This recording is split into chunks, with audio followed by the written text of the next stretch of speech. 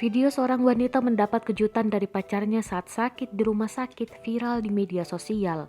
Video itu terungkap pertama kali pada akun TikTok @yailaidup. Terlihat dalam video sang pacar memberi semangat lekas sembuh untuk wanita ini dari luar jendela RS. Si kekasih membawa sebuah kertas dan bunga untuk kekasihnya. Hingga saat ini, videonya telah ditonton 3,4 juta orang di TikTok.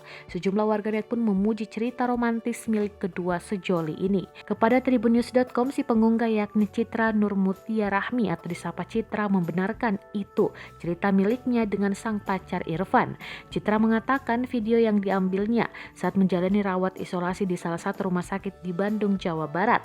Karena sebelumnya Citra dinyatakan positif COVID-19 sejak tanggal 18 Mei 2021.